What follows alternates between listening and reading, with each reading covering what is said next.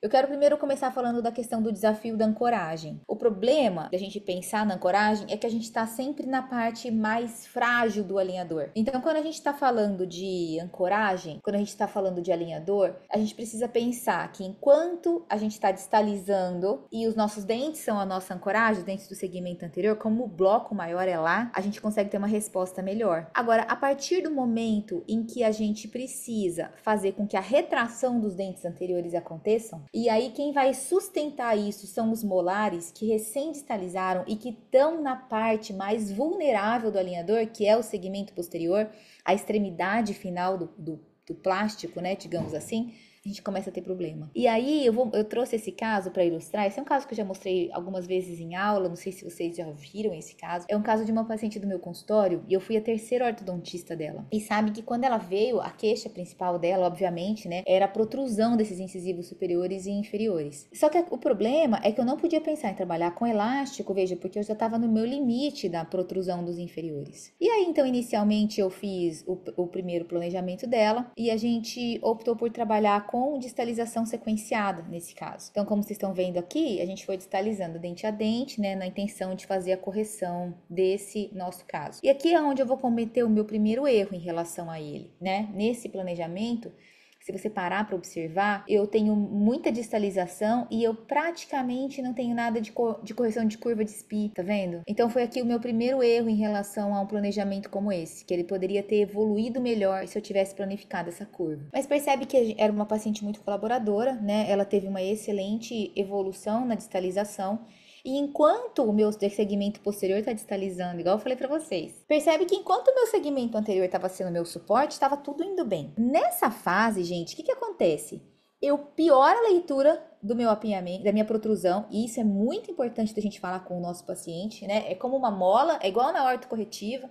Então, você distaliza os dentes posteriores e, consequentemente, os dentes anteriores vão acabar protruindo. Isso vai sempre acontecer, tá certo? É importante a gente ter essa clareza para falar para o paciente isso, mas percebe que à medida que eu vou fazendo a retração do meu segmento anterior, a minha classe 2 começa a recidivar. Então aqui eu começo a cometer o meu primeiro erro nesse caso. Qual foi o meu primeiro erro? O meu erro foi a minha ancoragem. A minha paciente, nesse momento, ela tinha que estar com uma ancoragem mais eficiente para quando meus dentes do segmento anterior fossem distalizar.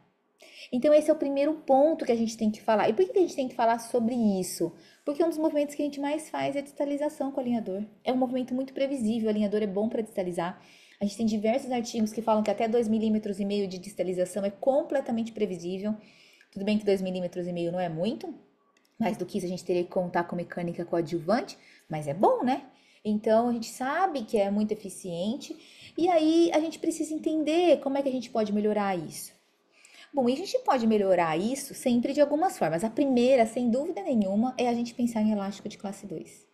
Então, como é que é o nosso elástico de classe 2, gente, nesse caso? A gente tem um recorte no alinhador aqui na região do molar, tá vendo? Um botão metálico colado nele. Eu não gosto de colar botão estético nessas horas, acho que ele quebra muito, tá? Eu gosto do botão da Morelli, eu gosto do botão da Infinity, adoro o botão da Infinity.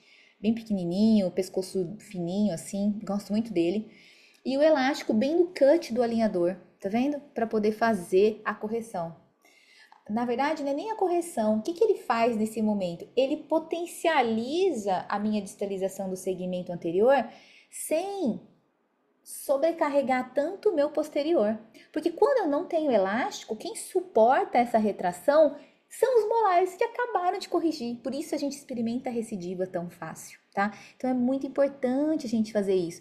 E aí você vai me falar assim, ô Pri, a partir de que dente que eu preciso pensar em colocar esse elástico? A ancoragem, ela passa a ficar crítica a partir do momento que os prés começam a distalizar. Então, enquanto está distalizando um molar, outro molar, a gente até pode ficar tranquilo, sabe? O problema é que quando os prés começam a distalizar, o paciente já tem que estar bom de elástico.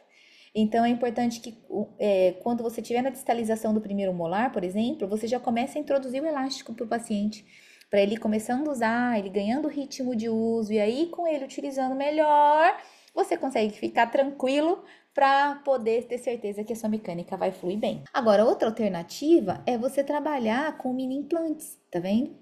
Esses mini implantes, eles são normalmente instalados na crista infrazigomática, e eles são instalados na crista infrazigomática porque a gente quer que o movimento flua, né? Sem ter o problema da gente estar sempre tendo que trocar o mini implante de posição, então por isso que a gente sempre vai utilizar os infrazigomáticos, né? Os extraalveolares. E aí nele você pode utilizar um elástico de classe 1, né? Que é do alinhador até o mini implante, ou ainda você pode utilizar, né? Ele para estabilizar o seu molar, tá vendo? Então hoje eu gosto muito de fazer assim. E aí aqui, se você quiser fazer assim também, você pode até trabalhar interradicular, se você se sentir mais seguro no interradicular. Da interradicular entre segundo pré e primeiro molar é onde a gente tem a melhor disponibilidade óssea normalmente, mas tem que fazer radiografia para ver, né? Enfim, aí o que você faz? Você coloca um tubo colado no seu molar, tá vendo aqui, ó? Um tubinho colado no molar. Na verdade, esse é um ganchinho que eu colei no molar e uni ele até o mini implante. Para que esse molar sirva, ele tenha um reforço de ancoragem para quando a bateria anterior for distalizar, ele conseguir permanecer aonde ele deve. Então, se a gente for resumir tudo isso que a gente está falando aqui agora, né? A gente vai saber que dentro da literatura, a gente sabe que na distalização sequencial 50-50, a gente tem muito melhor previsibilidade do que em bloco, tá? Não precisa ser 75-25, a gente pode fazer 50-50 na velocidade de distalização sequencial. O que é 50-50? É assim, ó, o primeiro dente está distalizando, quando ele atinge metade da posição, o outro começa a distalizar, entendeu? Então, essa é a velocidade do 50-50. Agora, desde o início, a gente sabe que vai ter efeito colateral nos dentes da ancoragem, né? Que é o que eu falei que eles vão tender a protruir. Para vocês lembrarem, isso aqui é para vocês fazerem um print, tá, gente? Que a fase crítica para ancoragem, ela é na fase da distalização dos prés.